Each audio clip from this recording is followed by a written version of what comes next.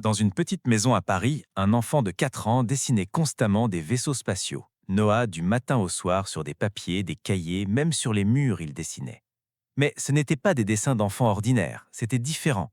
C'était détaillé, technique, comme si un ingénieur avait dessiné. Son père, Marc, était ingénieur aéronautique, et quand il vit les dessins de son fils, il resta figé sur place, car Noah dessinait le module de commande Apollo, avec les bonnes proportions, les bons détails. Noah, comment sais-tu cela demanda-t-il. Mais Noah dit simplement: Je me souviens, papa, j'étais dedans, dans l'espace, en allant vers la Lune. Marc pensait au début que c'était de l'imagination, mais ensuite Noah dit autre chose. Michael Collins était seul pendant que nous descendions sur la Lune. Il attendait dans le module. Il était très inquiet. Si nous ne pouvions pas revenir, il rentrerait seul sur Terre. Marc fut choqué, car Michael Collins était le troisième astronaute d'Apollo 11. Il n'était pas descendu sur la Lune. Il était resté dans le module de commande. Et c'était une information très spécifique. Marc dit à sa femme Sophie: Ce n'est pas normal. Noah sait des choses impossibles. Mais Sophie ne savait pas non plus quoi faire. Leur enfant avait 4 ans et racontait la mission Apollo de 1969 comme s'il y était. Un jour, Noah dit à son institutrice à la crèche: Marcher sur la Lune est très différent. À chaque pas, tu voles, la gravité est très faible, les bras sont plus légers, les jambes plus légères. Mais il faut faire attention car si tu tombes lentement, mais ta combinaison spatiale peut se déchirer. Et l'institutrice fut surprise, car ces informations étaient correctes. La gravité lunaire était un sixième de celle de la Terre et les astronautes marchaient vraiment en sautant avec des mouvements lents. L'institutrice appela Marc. Noah dit des choses incroyables sur l'espace. Où a-t-il appris tout ça demanda-t-elle. Mais Marc ne connaissait pas la réponse non plus. Ce soir-là, Marc demanda à Noah: Noah, es-tu vraiment allé sur la Lune? Étais-tu là-bas? Et Noah, très sérieusement: Oui, papa, j'étais là-bas. J'étais dans Apollo 11, j'étais dans Eagle, dans le module lunaire, avec Neil et Buzz. Nous sommes descendus. Michael est resté en haut, dit-il.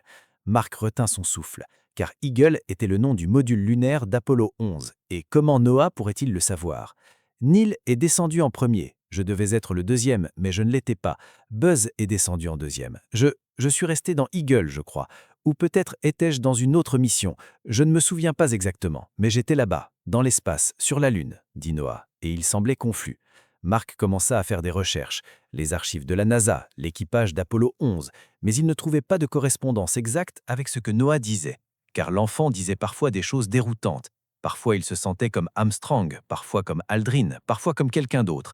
Mais le point commun était toujours le même. Il était là-bas, il était dans cette mission, il était dans ce vaisseau spatial.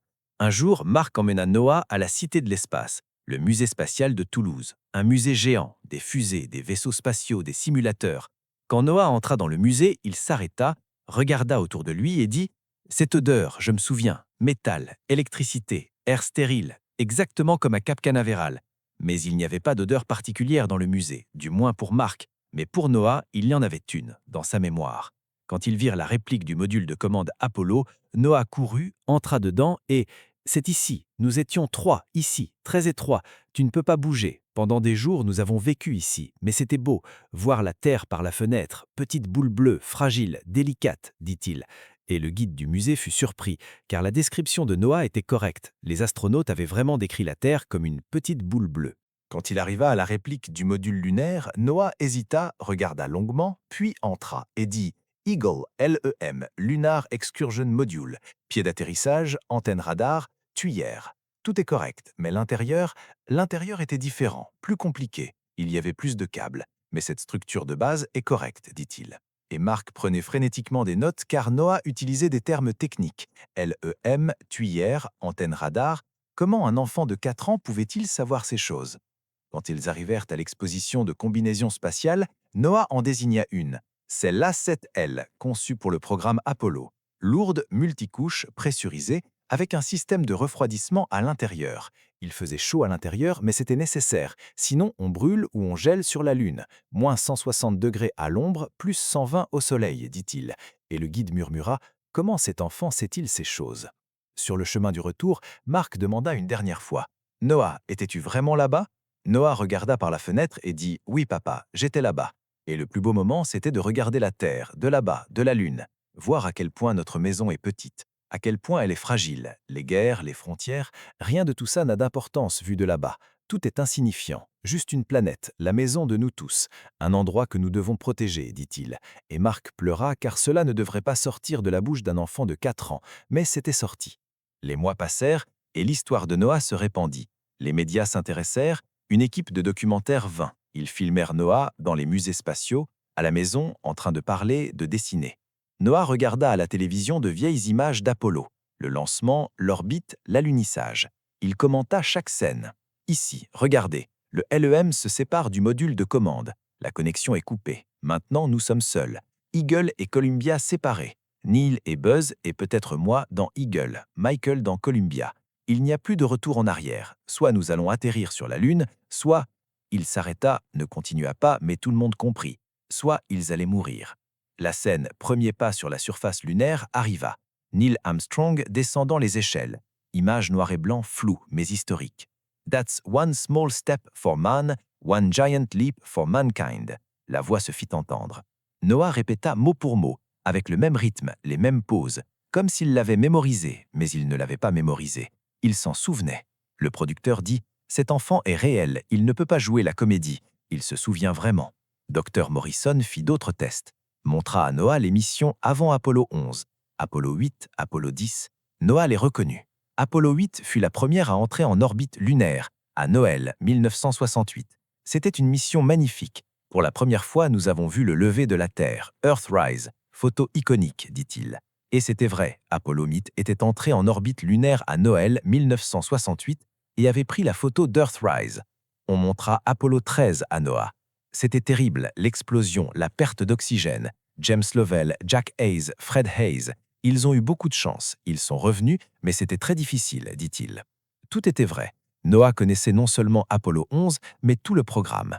À 6 ans, Noah rencontra un astronaute, l'astronaute retraité de la NASA Richard Walsh. Il n'était pas dans le programme Apollo, mais dans les missions suivantes. Walsh parla avec Noah. « Mon garçon, as-tu vraiment été dans l'espace ?» demanda-t-il. Noah, « Oui, monsieur, j'étais là-bas, comme vous. Peut-être avant vous, en 1969, dans Apollo 11, dit-il.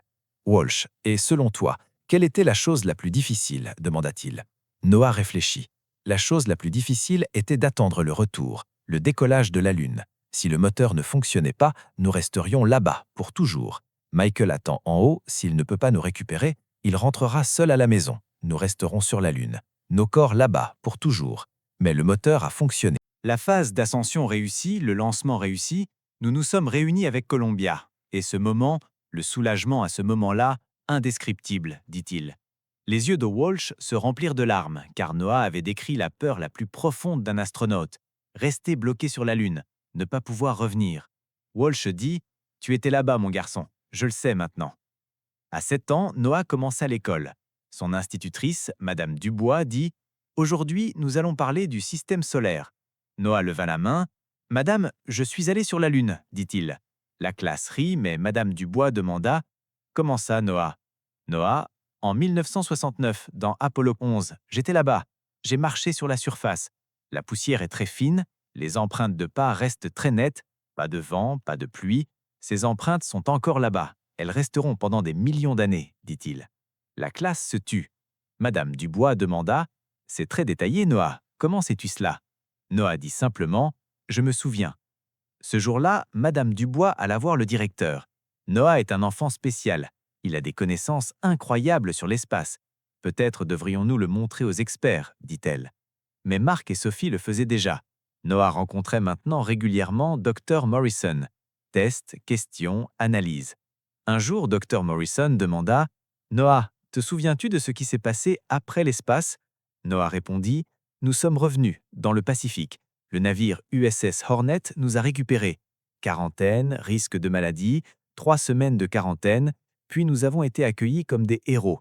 Défilé, le président, des millions de personnes, mais je voulais juste rentrer à la maison, vers ma famille, vers ma vie normale.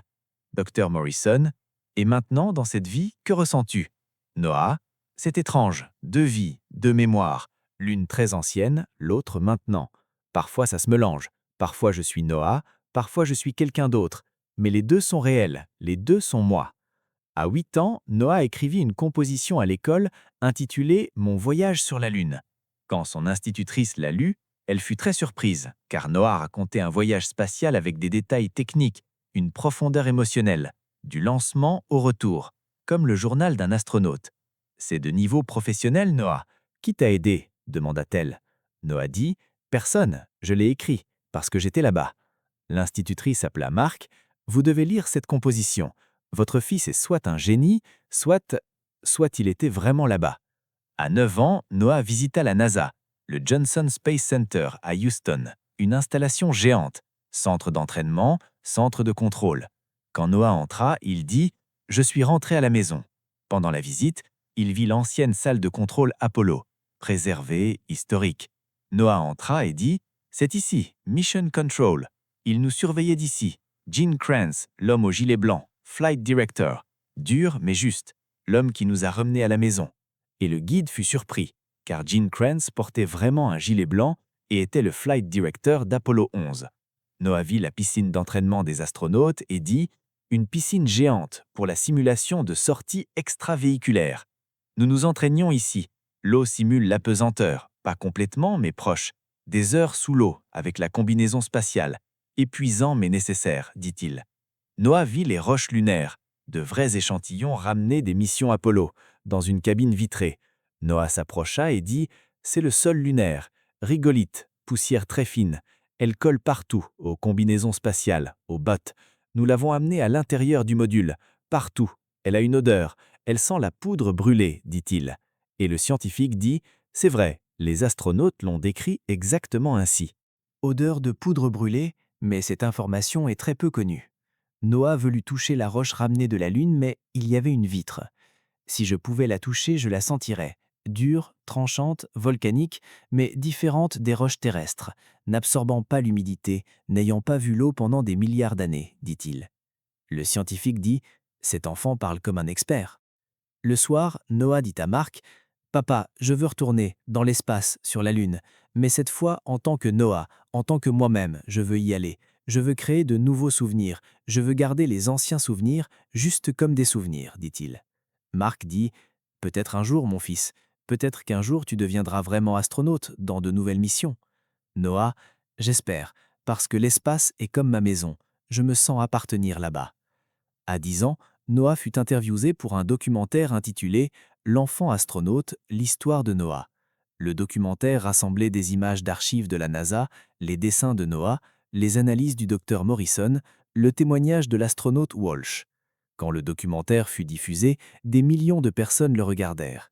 À 12 ans, Noah commença le collège, rejoignit le club de sciences, fit un projet spatial, conception de colonies lunaires. Son enseignant dit « La conception de Noah devrait être montrée aux ingénieurs professionnels, car Noah avait pensé au module d'habitat, au système de support vie, à la protection contre les radiations. Tout. J'ai vécu là-bas, je sais ce qui est nécessaire, dit Noah. À 13 ans, Noah fut invité comme conférencier à un événement intitulé « L'avenir de l'espace » à Paris. Scientifique, ingénieur, étudiant, quand Noah monta sur scène, il semblait jeune, un enfant de 13 ans, mais quand il commença à parler, la salle fut attentive. Je ne vais pas vous donner d'informations théoriques, je vais vous raconter mes expériences, des expériences vécues il y a 55 ans, mais toujours valables aujourd'hui. L'espace est impitoyable, mortel, mais en même temps magnifique, infini. L'avenir de l'humanité est là-bas, sur d'autres planètes, d'autres étoiles. Mais nous devons d'abord retourner sur la Lune, établir des bases permanentes, aller sur Mars et ensuite plus loin, dit-il. Il parla pendant 45 minutes. Personne ne bougea. Finalement, des applaudissements debout, des applaudissements qui durèrent des minutes. Un scientifique dit « Cet enfant est inspirant. Peut-être qu'à l'avenir, il deviendra vraiment astronaute. Peut-être qu'il dirigera le nouveau programme Apollo. » Noah était humble. « Je ne fais que partager mes souvenirs. L'avenir nous appartient à tous. Nous le construirons ensemble, dit-il. » À 14 ans, Noah commença le lycée. Il était le meilleur en physique et mathématiques. Ses enseignants disaient « Noah pose des questions de niveau universitaire ». Mais Noah disait simplement « Je suis curieux, je veux comprendre l'espace. Je l'ai vécu dans le passé, maintenant je veux le comprendre scientifiquement. » Un jour, pendant qu'un professeur de physique enseignait la mécanique des fusées, Noah corrigea « Monsieur, cette formule n'est valable qu'en atmosphère. En vide, il faut un calcul différent. Nous l'utilisions en allant vers la Lune pour les manœuvres orbitales, dit-il. » L'enseignant vérifia et Noah avait raison. Comment sais-tu cela, Noah? Je l'ai appliqué, en pratique, dans l'espace, dit-il. À 15 ans, Noah prit une décision. Il étudierait l'ingénierie aérospatiale à l'université. Se souvenir seulement ne suffit plus. Je veux apprendre la technologie moderne, les nouvelles fusées. Je veux concevoir les futures missions, dit-il. Marc et Sophie étaient fiers. Notre fils connaît à la fois le passé et regarde vers l'avenir, dirent-ils. Noah, le passé m'a donné une base. L'avenir est ma responsabilité, dit-il. À 16 ans, Noah visita l'ESA, l'Agence spatiale européenne, près de Paris, rencontra des astronautes adultes, leur posa des questions, ils lui posèrent des questions. Un astronaute demanda « Noah, tu crois vraiment être allé sur la Lune ?» Noah « Oui, je le crois absolument. Ce dont je me souviens est très clair, très réel.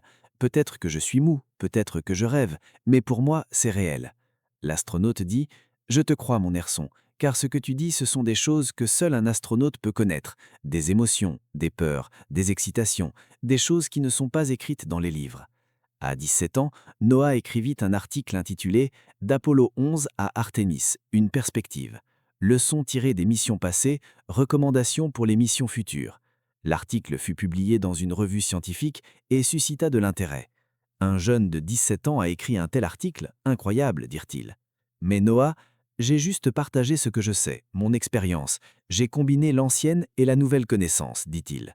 À 18 ans, Noah passa les examens universitaires et fut admis avec d'excellentes notes. ISAE Supaéro, la meilleure école d'ingénierie aérospatiale de France à Toulouse. Maintenant, mon rêve devient réalité. Je vais devenir ingénieur spatial. Je vais concevoir de nouvelles fusées, peut-être qu'un jour j'irai vraiment dans l'espace. En tant que Noah, cette fois, dit-il. À l'université, Noah surprit ses professeurs.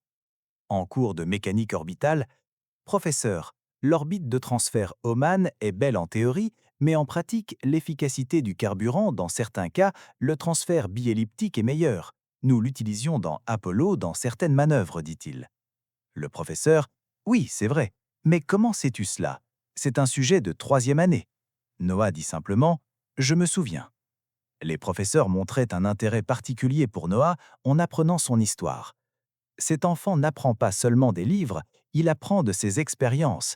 Réelles ou imaginaires, nous ne savons pas, mais le résultat est là. Un étudiant extraordinaire, dirent-ils. Noah participa à un projet de recherche, conception de base lunaire, projet conjoint NASA et ESA. Les contributions de Noah furent très précieuses. Les systèmes de support vie sont critiques. La poussière lunaire entre partout. Les filtres se bougent constamment. Nous avons vécu cela dans Apollo. Un nettoyage constant est nécessaire, dit-il. Et les ingénieurs prirent des notes, car dans les vraies missions Apollo, la poussière était vraiment un gros problème.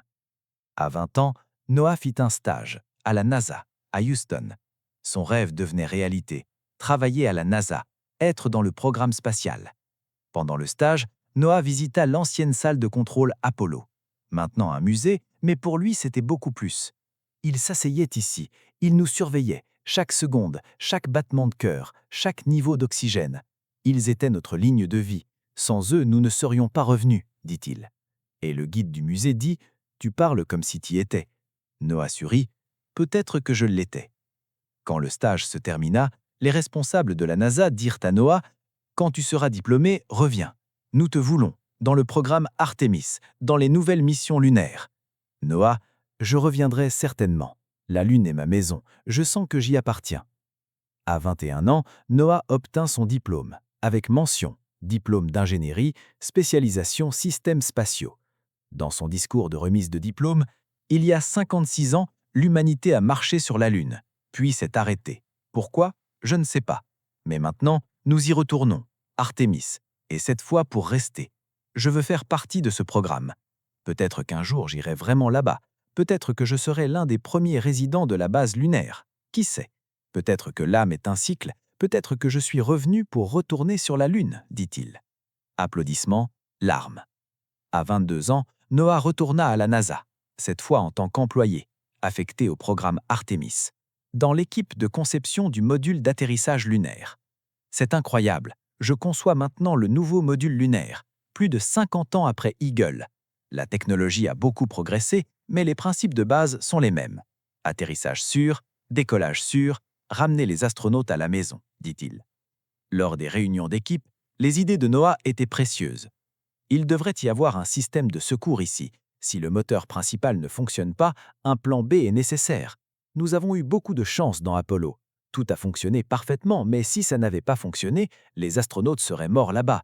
Nous ne pouvons jamais prendre ce risque, dit-il. Et les ingénieurs étaient d'accord. Le plan de secours était critique. À 23 ans, Noah rencontra une candidate astronaute, Emma Rodriguez, dans l'équipage d'Artemis II. Elle irait en orbite lunaire mais ne descendrait pas. Tu crois vraiment avoir été là-bas ? Demanda-t-elle. Noah, oui, je le crois de toutes mes cellules. Et je vais te dire quelque chose, cette solitude est effrayante, mais aussi belle. Quand tu passes derrière la Lune, tu perds la connexion avec la Terre. Silence total. Pas de signal radio. Toi et l'espace, seulement. À ce moment, tu te sens très petite, mais aussi très spéciale. Car tu es là-bas, au nom de l'humanité. Tu écris l'histoire, dit-il. Emma, merci Noah, cela me donne du courage, dit-elle. À 24 ans, Noah écrivit un livre intitulé Mémoire de la Lune, le voyage d'une âme dans l'espace. Dans le livre, il raconta toute son histoire, de l'enfance à aujourd'hui, de ses dessins à son travail à la NASA. Je ne connais pas les réponses. Étais-je vraiment dans Apollo 11 ? Je ne sais pas, je ne peux pas le prouver. Mais ce dont je me souviens est réel, mes émotions sont réelles. Et si cela m'a fait aimer l'espace, si cela m'a fait choisir ce domaine, alors c'est précieux, réel ou imaginaire, peu importe, écrivit-il dans le dernier chapitre. Le livre entra dans la liste des best-sellers. Même la NASA tweeta. L'histoire de Noah Petit est inspirante, un pont entre le passé et l'avenir. À 25 ans, Noah se maria. Son épouse Léa, une astrophysicienne. Nous regardons tous les deux les étoiles, toi en tant qu'ingénieur, moi en tant que physicienne, mais nous partageons tous les deux le même rêve, l'avenir de l'humanité dans l'espace, dit Léa. Lors de leur mariage, le vieil astronaute Walsh fit un discours. J'ai connu Noah quand il était petit. Déjà à l'époque, il était spécial. Maintenant, il est ingénieur, écrivain, source d'inspiration. Peut-être qu'un jour, il ira vraiment dans l'espace, et je regarderai, avec fierté, dit-il. À 26 ans, Noah reçut une grande nouvelle. Il fut invité au programme de sélection des astronautes. L'ESA cherchait de nouveaux astronautes, pour Artemis et au-delà. Noah postula. Tests physiques, tests psychologiques, entretien technique. Des milliers de candidats, des centaines d'éliminations. Noah progressa, passa chaque étape. Lors d'un des entretiens, on lui demanda « Pourquoi veux-tu devenir astronaute ?» Noah, « Parce que la Lune me donne l'impression d'être chez moi. Je sens que j'y appartiens. Parce que j'y étais avant. Elle m'appelle. Je ne sais pas, mais je sais une chose. Je me sens obligé d'y aller. Ce n'est pas juste un travail, c'est un appel, un destin, dit-il. Le comité de sélection fut impressionné. À 27 ans, les résultats furent annoncés. Noah fut sélectionné. Classe d'astronautes ESA. 12 personnes. Noah l'un d'eux.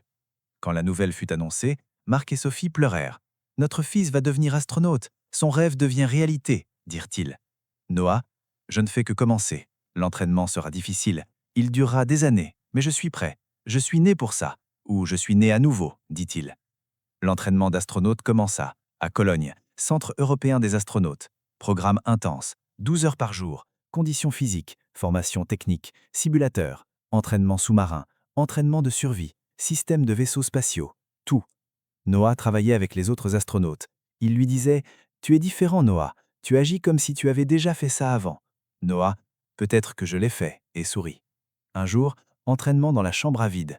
La pression est abaissée, simulation de haute altitude. Noah est détendu. C'est familier, comme la sensation dans une combinaison spatiale. Pression, respiration, tout doit être contrôlé, dit-il. Les instructeurs dirent « Tu es comme un astronaute naturel. » À 28 ans, Noah fit son premier vol parabolique. Expérience d'apesanteur. 25 secondes de chute libre. L'avion dessine une parabole.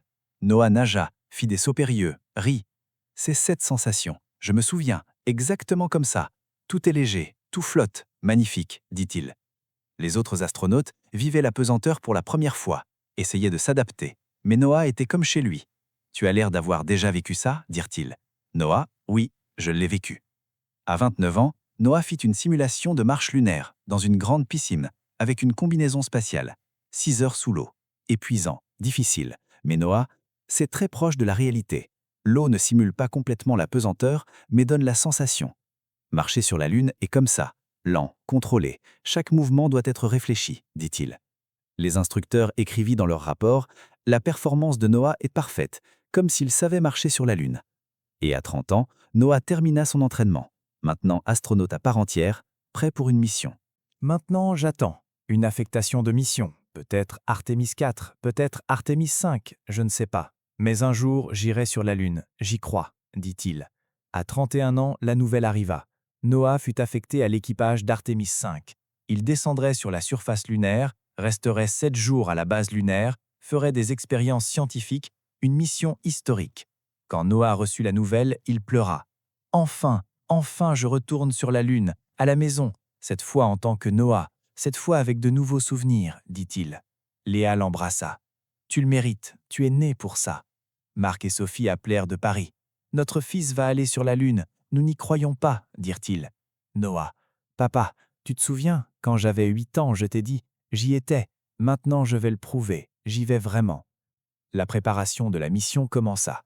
Entraînement intensif. Équipage d'Artemis 5, 3 personnes. Commandant Sarah Chen, pilote Marcus Dubois, spécialiste de mission Noah. Ils devinrent une équipe. Entraînement ensemble, simulateur ensemble, entraînement de survie ensemble. Nous sommes une famille. Dans l'espace, nous aurons confiance l'un en l'autre. Nous confierons nos vies l'un à l'autre, dit Sarah. Noah. Je suis prêt. Pour ça, toute ma vie m'a amené à ce point, dit-il. La date de lancement fut fixée. Juin 2028. À 33 ans, Noah était au Kennedy Space Center, Floride, Cap Canaveral, lieu historique, lieu de lancement des Apollo. Noah vit la rampe de lancement. Fusée SLS Block 2, énorme, puissante. La plus grande fusée depuis Saturne V. Saturne V se tenait ici, au même endroit, il y a 60 ans. Maintenant je suis ici, au même endroit. L'histoire se répète, dit-il. Un jour avant le lancement, Noah tint une conférence de presse. Demain, nous allons sur la Lune. Ce n'est pas seulement pour nous, c'est pour l'humanité. Quand nous reviendrons, nous ouvrirons la voie pour une base lunaire permanente, pour Mars, pour les étoiles. C'est un début, le début d'une nouvelle ère, dit-il. Un journaliste demanda « Noah, crois-tu vraiment être déjà allé sur la Lune auparavant ?» Noah « Oui, je le crois. Mais demain, je le saurai avec certitude. Je serai là-bas, je verrai, je sentirai. Et alors le sens de toute ma vie deviendra clair. » Jour de lancement, matin. Noah mit sa combinaison spatiale, blanche, moderne. Mais la sensation la même. Je me souviens de cette sensation. Le poids de la combinaison, la pression du casque, tout, dit-il. Sarah et Marcus à ses côtés. Ils marchèrent ensemble. Des milliers de personnes applaudissaient. Marc et Sophie étaient là. Léa était là. Dr Morrison était là. L'astronaute Walsh était là. Tous regardaient Noah.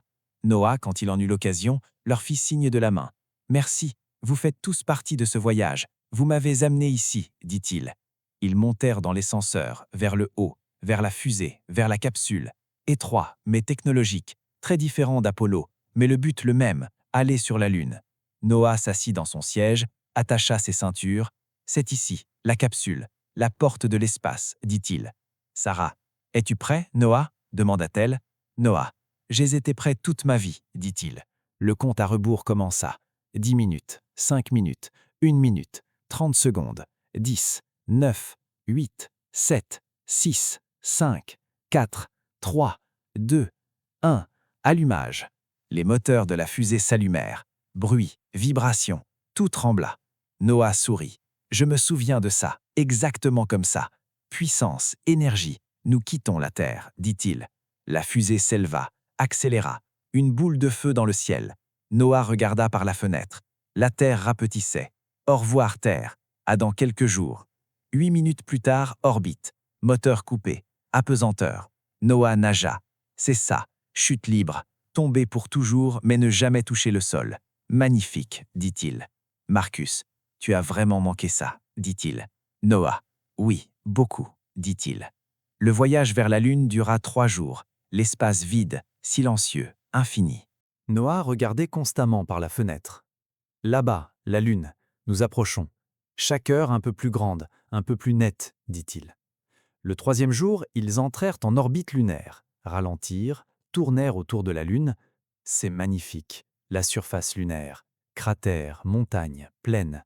Le soleil se lève à l'horizon, lumière dorée, dit Noah. Sarah, préparation à l'atterrissage. Nous nous séparons dans 1 heure, dit-elle. Noah et Sarah passèrent dans le module lunaire, Marcus resta dans la capsule principale. Comme Michael, tu attendras. Nous descendrons, ne t'inquiète pas, nous reviendrons, dit Noah. Marcus, je serai ici, je vous attendrai, dit-il. Le module lunaire se sépara, les moteurs s'allumèrent, la descente commença, le pilote automatique fonctionnait, mais Sarah était prête. Elle pouvait prendre le contrôle manuel. Noah assistait, surveillait les systèmes. Altitude 10 000 mètres, 8 000, 5 000, tout est normal. Puissance du moteur bonne, carburant bon, dit-il. 3 000, 2 000, 1 000, 100, 50, 20, 10. Contact. Les pieds d'atterrissage du module lunaire touchèrent le sol lunaire, les moteurs s'éteignirent. Silence. Sarah, « Welcome to the moon », dit-elle. Noah respira. « Je suis revenu. Je suis vraiment revenu. Sur la Lune. À la maison », dit-il. Ils attendirent quelques heures, vérifièrent les systèmes, puis enfilèrent leur combinaison spatiale, passèrent dans le sas, la pression chuta, la porte extérieure s'ouvrit, Sarah sortit, descendit l'échelle, dernière marche. « One small step », dit-elle, et rit. Noah sortit en deuxième, descendit l'échelle, lentement, prudemment, dernière marche, posa son pied sur le sol lunaire, s'arrêta, ressentit. « Je suis ici, vraiment ici. Ce n'est pas un rêve, c'est réel. Sol lunaire, sous mon pied, la terre dans le ciel. Je suis rentré à la maison, dit-il, et pleura, des larmes à l'intérieur du casque. Il ne pouvait pas les voir, mais il les sentait. 60 ans plus tard, ou peut-être d'une vie précédente à cette vie, peu importe combien de temps s'était écoulé, ce qui importait c'était maintenant, ce moment. Noah marcha sur la lune, sauta, tomba, se releva, rit. C'est incroyable. Chaque pas est un vol, chaque mouvement une danse. Marcher sur la lune est la plus belle chose, dit-il. Sarah, Noah, il y a des expériences, nous avons du travail, dit-elle. Noah, oui, mais 1 minute, juste 1 minute, laisse-moi ressentir, dit-il. Il s'arrêta, regarda, la terre était là, bleue, blanche, belle, fragile. C'est la maison, c'est notre planète, si petite, si délicate, mais si belle, dit-il. Ils commencèrent à travailler, collectèrent des roches, installèrent des expériences, sismomètre, panneaux solaires, premier module de la base lunaire. Ils restèrent 7 jours sur la Lune, sortirent chaque jour, découvrir de nouvelles choses chaque jour. Un jour, Noah s'arrêta au bord d'un cratère, regarda. « Je me suis arrêté ici avant, j'en suis sûr, il y a 60 ans. Peut-être pas exactement à cet endroit, mais près d'ici. Le même soleil, la même terre, la même lune, mais un moi différent. À l'époque, quelqu'un d'autre. Maintenant, Noah. Mais l'âme est la même. L'âme se souvient d'ici, dit-il. Le 7e jour, heure du retour. Ils montèrent dans le module, allumèrent le moteur d'ascension, vers le haut, vers l'orbite, retour à la capsule. Nous avons réussi. 7 jours sur la Lune. Une mission historique, dit Sarah. Noah, et moi, je sais maintenant, j'en suis sûr, j'étais vraiment ici avant. Je ne crois plus seulement, je sais, j'ai senti, je me suis souvenu. Ce n'est plus un secret, c'est une réalité. Retour sur Terre 3 jours de plus, puis entrée dans l'atmosphère, chaud, brûlant, puis parachute, ralentissement, amérissage dans l'océan, navire de récupération, en sécurité, ils ont réussi. À bord, les médecins vérifièrent, les journalistes attendaient, transmission en direct au monde, Sarah parla. Nous avons réussi. Artemis 5 est un succès. La base lunaire est établie, prête pour les futures équipes, dit-elle. Noah parla. J'ai fait le voyage le plus important de ma vie, physiquement et spirituellement. Je suis retourné sur la Lune et maintenant je sais. L'âme ne meurt pas, les souvenirs ne se perdent pas. Nous ne sommes pas seulement cette vie, nous sommes plus. Nous faisons partie d'un voyage infini, dit-il. Le monde regardait, des millions de personnes. Certains ne croyaient pas, certains ne croiront jamais, mais Noah ne s'en souciait plus.